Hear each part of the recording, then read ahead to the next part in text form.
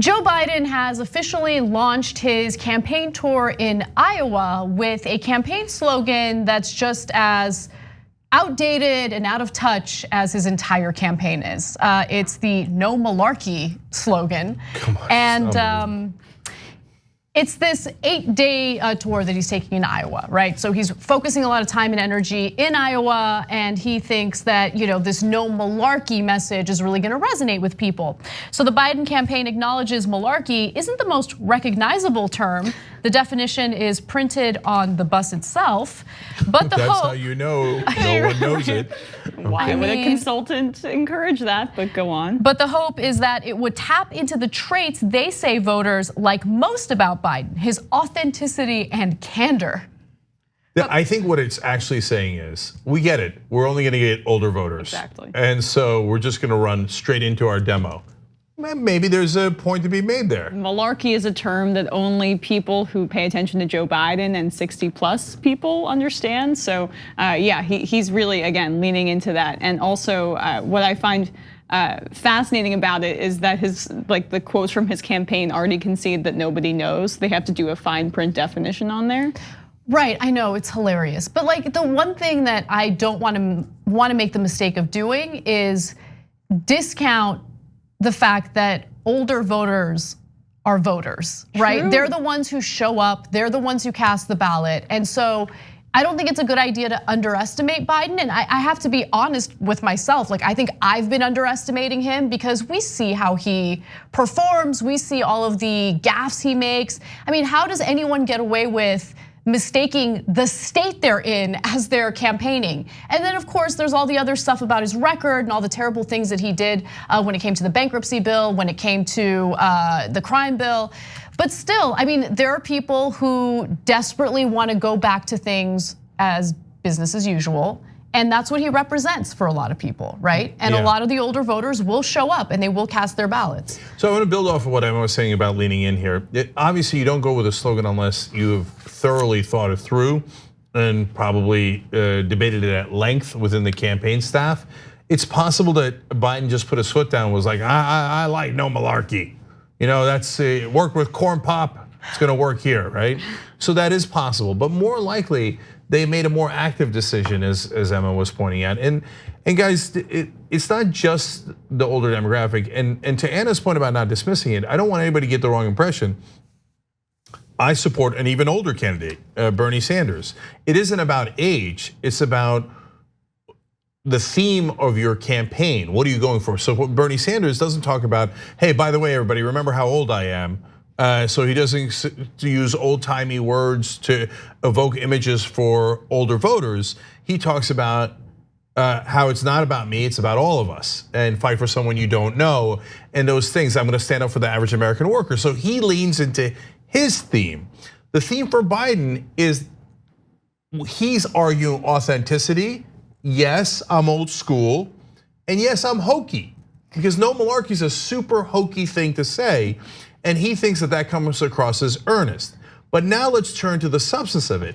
I think Joe Biden's campaign is completely full of malarkey. Exactly. So I mean, I get this marketing here, even though a lot of people are focused on, the marketing is wrong because it doesn't appeal to anyone under the age of 65. But no, the substance is wrong. Because the marketing is actually debatable. Maybe if you just focus on older voters in a 16-person field, it might be an interesting strategy, right? No, I agree with you completely, actually. And because I didn't want to bemoan the fact that he's leaning into the fact that he's going to only appeal to this specific demo, and that's what he has to do. He has to turn out older people to get over the hump in Iowa and New Hampshire, which some reports say he's already conceding that he's not going to do well there, which is fascinating, and he's leaning in on South Carolina. But yeah, it's more just about the fact that he tried to take credit for Elizabeth Warren whipping votes for the CFPB, which never happened. It's just completely made up. He goes, I'm the most progressive candidate in the race. That's malarkey, to borrow a term from you, Joe Biden. Everything that he says, he's talking about out of both sides of his mouth, whether it's by accident because of his mental faculties or if it's by design. Well, the one thing I just want to go back to what you were saying, Cenk, about what Bernie Sanders does versus what Biden does in this campaign, I think the best way to summarize it is Biden is hyper-focused on the past, appealing to people's desires to go back to the past, whereas Bernie is about the future, right? We need to have a better future, not just go back to the political norms that many people were unhappy with. But I agree, yeah, there's a ton of malarkey in his campaign. And more importantly, look, when he is honest and when you can point to his candor, it's usually when he's telling people to F off and that they're not gonna get anything. Right. Let's keep it real. Right. When he tells young people who are drowning in student loan debt, who don't know whether or not they're gonna be able to pay for medical bills, oh, you're complaining about it? Give me a break, right? That's his response. That is his candor. So there is some authenticity and some honesty there. I just don't think that it's as appealing as he thinks it is. Or the time he told that activist to vote for Trump when he was trying to get him to corner him on immigration policy. Right. That's what he said. I don't want to win you over. I'm entitled to this. So go vote for Trump. I don't need you. I'm entitled to this nomination. That's the no malarkey that his campaign is talking about. Right. Now look, he's also doing it in contrast to the other candidates. When he says no malarkey, it by definition implies the rest of the candidates are liars. But you don't have to worry about innuendo because he flat out said it. Here's a quote from Biden. He told an Iowa crowd, "It's aptly named. The reason we named it no malarkey is because the other guys all lie." Now, okay, so great, I'm glad you brought up the topic. So what is your actual position on the war on drugs? Because we know for a fact that you pushed Reagan to be more right-wing on the war on drugs. You thought he wasn't doing the war on drugs enough. So are you gonna do malarkey or are you gonna admit, yeah, I'm the guy who pushed Reagan to do the war on drugs? So why don't you just admit it, Joe? Or are you full of malarkey? It's true that you did the bankruptcy bill, which means millions of students cannot discharge their student debts. That's a fact. So are you gonna lie about it or are you gonna be full of malarkey, Joe? Or are you gonna be honest with people about your real record? And by the way, you used to be called a senator from MBNA, that was a credit card company, because you had giant financial industry donors, and that's why you did the bankruptcy bill. Are you gonna be full of malarkey or are you gonna admit it? And so, and I can go on all day long, I'll give you just one more, but we could talk about his Iraq war, we could talk about 1,000 things he's done wrong, busing, desegregation, working with the Republicans, but speaking of which, my last one is, you did a deal with Mitch McConnell to make 94% of Bush's tax cuts permanent. They mainly helped the rich. That was such a terrible deal that even establishment Democrats like Michael Bennet were so enraged. Michael Bennet wrote a whole book about what a crappy deal that was. So that was the sellout of all sellouts. So did you or did you not make a deal with Mitch McConnell to extend 94% of the actual value of those tax cuts under Bush?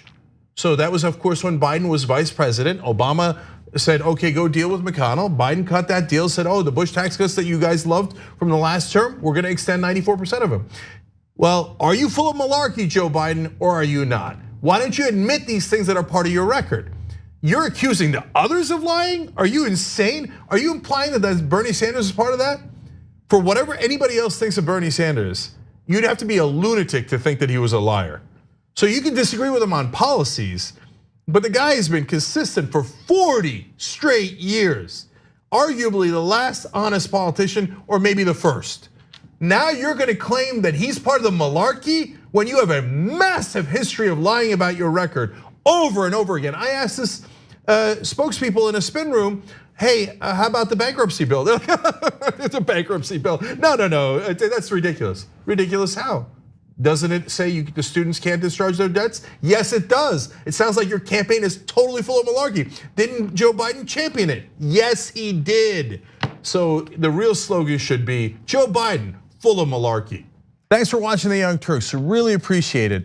Another way to show support is through YouTube memberships. You'll get to interact with us more. There's live chat emojis, badges. You've got emojis of me, Anna, John, JR. So those are super fun. But you also get playback of our exclusive member-only shows and specials right after they air. So all of that, all you gotta do is click that join button right underneath the video. Thank you.